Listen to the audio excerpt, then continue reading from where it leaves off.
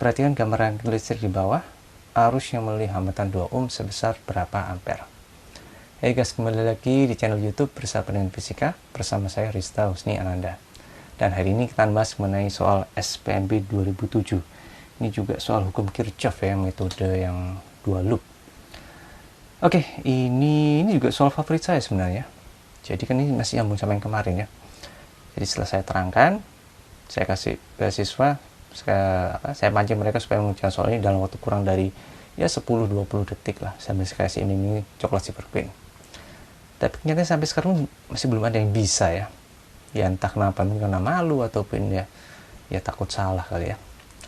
Oke, kalau misalnya kalian ingin mengerjakan soal ini sendiri di rumah, silakan pause video ini selama ya 5 menit lah ya.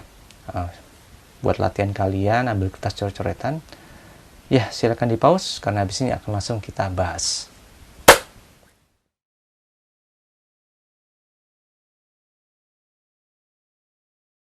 Oke, mari kita mulai ya. Bismillah. Jadi pertama kita gambar lagi aja ya. Saya sarankan kalian kalau bisa usahakan jangan mencoret-coret kertas soal ujian ya, karena ya khawatirnya salah dan ini akan membuat kalian jadi tambah susah gitu ya. Jadi upayakan menggambar sendiri lagi di kertas yang lain. Oke, jadi ini hambatannya 5 ohm sama 1 ohm saya sederhanakan menjadi 6 ohm dan sebelah sini juga 6 ohm ya. Kenapa? Karena kita cuma mencari arusnya saja, jadi tidak kecuali kalau dia minta beda potensial misalnya di 1 ohm ini, jadi harus nanti kita pecah lagi. Tapi untuk sementara ini nggak ada masalah. Oke, maka pertama-tama adalah asumsi arah arus I. Jadi I-nya itu kan ada 3 ya sebenarnya, I1, I2, serta I3. Nah ini I-nya berbeda semuanya. Karena kenapa kabelnya berbeda semua? Ini kan rangkaian paralel. Jadi ya itulah, berbeda semua. Maka arahnya kira-kira bagaimana? Kalau menurut saya arahnya adalah ini ke atas, ini juga ke atas, serta kalau yang ini ke bawah. Kenapa? Karena tegangan di sini 40 sama lebih besar, sehingga dia mendorong balik yang I2. Oke, masuk akal nggak ya itu ya? Oke, jadi ya sekali lagi ya, di titik sebelah sini, ini ada I1, sebelah sini adalah I3, yang sebelah sana adalah I2 ya, dimana I2 adalah I1 ditambah I3 kan ya. Oke, yang ditanyakan di soal ini adalah hambatan 2 ohm, berarti yang sebelah sini ya, yang I2 ya. Ini yang ditanyakan di soal ya. Oke, maka selanjutnya adalah kita akan menentukan arah loopnya. Ini loopnya mau kemana ini? Ini bebas aja ya sebenarnya arah arusnya juga, cuma ya saya kira kita harus membuatnya selogis mungkin ya, supaya nanti hasilnya juga positif. Oke, maka arah loopnya juga bebas, tapi kalau saya sukanya seperti ini. Ini arahnya, ini kebetulan searah dengan jarum jam. Kemudian bagaimana dengan yang sebelahnya? Ini juga saya sukanya ini, kalau yang sebelah sini ini justru malah berlawanan dengan jarum jam ya. Kenapa? Sebenarnya ada alasan logisnya sih, supaya arah arusnya sesuai dengan arah pembacaan kita, sehingga nanti kita akan dapatkan banyak arus yang lebih positif gitu lah. Oke, meskipun nggak harus kayak gini juga, tapi ya ini adalah loop 1, ini adalah loop 2, maka kita akan tentukan persamaannya seperti apa saja. Maka dari loop 1 kita mulai dari sebelah sini ya, kita ketemu dengan baterai. Ini adalah 4, ini nilainya adalah, tandanya adalah negatif ya, kutub nilai negatif. Kemudian geser sebelah sini, ketemu dengan hambatan 6 ohm, jangan lupa dikalikan dengan arusnya I1. Ini tandanya adalah karena searah dengan arah pembacaan kita, dia positif ya. Kemudian sebelah sana ketemu dengan hambatan 2 ohm, ini kalikan dengan I2, ini tandanya adalah juga positif. Terus sebelah sini ketemu dengan baterai 2 volt, ini juga positif. Oke, sama dengan 0. Nah, kenapa? Kan kita sudah kembali ke titik awal kita. Lanjut ke loop yang kedua. sebelah sini ketemu dengan baterai 4 volt, ini juga tandanya min 4. Kemudian sebelah sana ketemu dengan hambatan 6 ohm dikalikan dengan arusnya I3, tandanya positif. Sebelah sana ini juga 2 ohm dikalikan dengan I2, ini juga sebenarnya sama saja ya. Tutup dengan sama dengan 0. Oke, sampai sini mudah-mudahan bisa diikuti.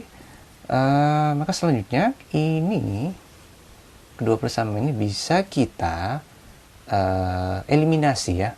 Ini tandanya bisa positif, bisa negatif. Dalam kasus ini akan saya gunakan tanda negatif karena saya sedang berusaha menghilangkan bagian yang sebelah sini sebenarnya. Oke, meskipun ya nggak harus kayak itu juga sih tadi ya. Oke, maka ini negatif. Min 4 dikurangi min 4, dia sebenarnya adalah 0. Maka tersisa 6I1 dikurangi dengan 6I3. Ini juga sama dengan 0. Oke, maka pindahkan sebelah sana 6I1 sama dengan 6I3, yang artinya adalah I1 sama dengan I3. Oke, ini bisa dibilang ini adalah persamaan ketiga ini ya. Dimana sebenarnya itu bisa kita dapatkan dari kabel 1 serta kabel 3. Jadi kalau misalnya ini kita kabel yang tengah dilompati dulu ya. Ini kita buat loop yang langsung lompat ke kabel ketiga. Ini kita juga dapatkan persamaan yang nantinya akan menghasilkan I1 sama I3 ya. Min 4 plus 6I1, kemudian sebelah sana langsung min 6I3 plus 4 sama dengan 0 ya. Jadi boleh sebenarnya langsung dilompati gitu ya. Jadi kita sebenarnya punya 3 loop dan 3 persamaan. Oke. Kalau pakai eliminasi kayak gini juga bisa sih. Oke. Maka apa yang kita lakukan setelah ini, kita dapat I1 sama I3 barusan ya. Andai kata kita masukkan I1 sama I3 di misalnya persamaan sebelah sini ya, I1 sama I3, maka ini akan sama persis dengan persamaan yang di bawahnya. Jadi ya percuma aja sih kalau kita melakukan hal itu. Maka yang mesti kita lakukan adalah, jangan lupa kita masih punya satu persamaan lagi, yaitu yang sebelah sini, I2 sama dengan I1 plus I3 ya sebenarnya, yang tadi sudah kita tetapkan di awal. Nah, maka tadi sudah kita dapatkan I1 sama I3, maka ini bisa kita jadikan I1 plus I1 sama dengan 2I1, berarti I2 adalah 2 kali I1. Oke, kita dapatkan 1. Maka yang kita lakukan adalah kita mencari I2 ya. Tapi nggak masalah, nanti kita akan cari semuanya. I2 adalah 2I1, maka ini saya masukkan di sebelah sini ya, persamaan pertama. Min 4 plus 2 itu adalah min 2 ya. Min 2 plus 6I1 plus 2I2, di mana I2 adalah 2I1 sama dengan 0. Oke, makanya 6I1 plus 4I1 adalah 10I1. Min 2 yang saya pindahkan ke sebelah sana sama dengan 2I1, saya dapatkan 0,2 ampere. Oke.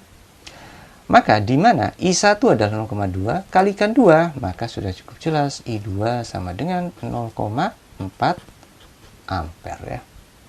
Oke, kayak gitu caranya. Berarti kan jawabannya yang dadu ya. Yang dadu jawabannya. Oke, itu adalah cara lambatnya ya.